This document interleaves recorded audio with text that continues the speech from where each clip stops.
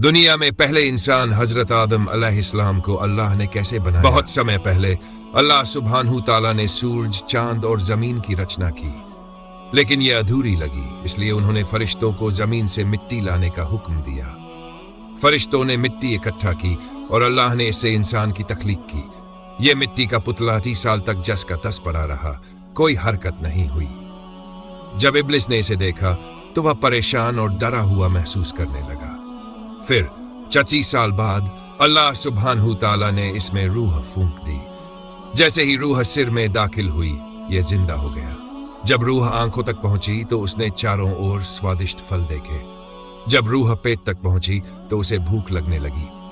पैगंबर आदम अलैहिस्सलाम ने उन फलों की ओर लपकने की कोशिश की, लेकिन उनके पैर अभी भी निश्चल थे और वह गिर पड़े।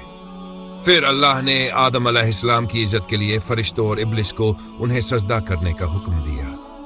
सभी फरिश्तों ने सजदा किया, लेकिन इब्लिस ने इनकार कर दिया। उसने कहा कि वह आग से बना है और आदम से बेहतर है। अल्लाह ने उसकी नाफरमानी पर नाराज होकर उसे जन्नत से निकाल दिया। उस दिन से इब्लिस शैतान कहलाया और उसे जहन्नम में फेंक दिया गया। अब शैतान इंसानों से नाराज था, क्योंकि उन्हीं की वजह से उसे जन्नत से निकाला गया था। इसलिए उसने इंसानों को गुमराह करने की ठान ली। अल्लाह ने आदम अलैहिस्सलाम को जन्नत में रहने दिया, जहां हर प्रकार के जानवर और स्वादिष्ट फल थे, लेकिन एक पेड़ का फल खाने से मना किया गया। कुछ समय बाद आदम अलैहिस्सलाम अकेले महसूस करने लगे। अल्लाह ने यह देखा और उनके लिए एक जोड़ीदार बनाने का फैसला किया। जब आदम अलैहिस्सलाम सो रहे थे, तब अल्लाह ने उनकी पसली से पहली औरत हव्वा को बनाया। जब आदम अलैहिस्सलाम जागे तो उन्होंने हव्वा को देखकर खुशी महसूस की। दोनों जन्नत में लंबे समय तक खुशी खुशी रहे। लेकिन शैतान अभी भी इंसानों से बदला लेना चाहता था। वह जन्नत में आया और आदम अलैहिस्सलाम और हव्वा को उस फल को खाने के लिए उकसाया जिसे हराम कहा गया था। आदम अलैहिस्सलाम और हव्वा ने अनजाने में उस फल को तोड़कर खा लिया। जैसे ही उन्होंने खाया, उन्हें अपनी गलती का एहसास हुआ और वे डर गए।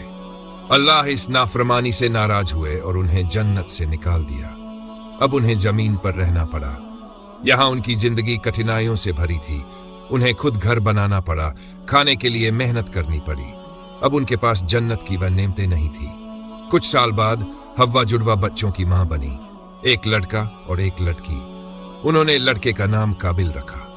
फिर कुछ समय बाद एक और जुड़वा जोड़ा हुआ और इस बार लड़के का नाम हाबिल रखा गया। काबिल खेती किसानी करने लगा, जबकि हाबिल गुलामों और जानवरों की देखभाल करने लगा। जब वे बड़े हुए तो आदम अलैहिस्सलाम ने उनकी शादी तय करने का फैसला किया। काबिल की शादी हाबिल की जुड़वा बहन से और हाबिल की शादी काबिल की जुड़वा बहन से होनी थी। लेकिन काबिल इस फैसले से खुश नहीं था, क्योंकि हाबिल की जुड़वा बहन अधिक सुंदर थी। उसने अपनी ही बहन से शादी करने की इच्छा जताई। आदम अलैहिस्सलाम ने फैसला किया कि दोनों अल्लाह के लिए कुर्बानी दें और जिसकी कुर्बानी कबूल होगी उसे हाबिल की बहन से शादी करने का अधिकार मिलेगा। हाबिल ने अपनी भेड़ों में से सबसे अच्छी भेड़ कुर्बानी के लिए पेश की, जबकि काबिल ने खराब सब्जियां और अनाज चढ़ाया। अल्लाह ने हाबिल की कुर्बानी कबूल की और काबिल की ठुकरा दी। ये देखकर काबिल गुस्से में आ गया और हाबिल को मारने की ठान ली। एक दिन जब हाबिल देर रात तक घर नहीं लौटा तो आदम अलैहिस्सलाम ने काबिल को उसे ढूंढने भेजा। काबिल ने हाबिल को खेतों में पाया और गुस्से में पत्थर उठाकर उसे मार डाला। अब काबिल घबरा गया।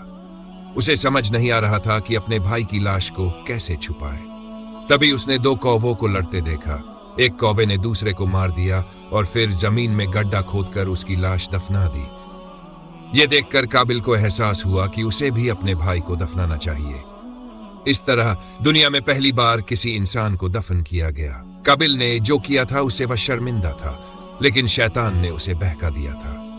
आदम अलैहिस्सलाम को जब यह पता चला तो उन्हें बहुत दुख हुआ। उन्होंने अपने बाकी बच्चों को शैतान के धोखे से बचने और अल्लाह की राह पर चलने की नसीहत दी। कई सालों बाद आदम अलैहिस्सलाम को और भी औलादें हुई। वह अब बूढ़े हो गए थे। जब उनकी मौत का समय आया तो फरिश्ते उनके पास आए।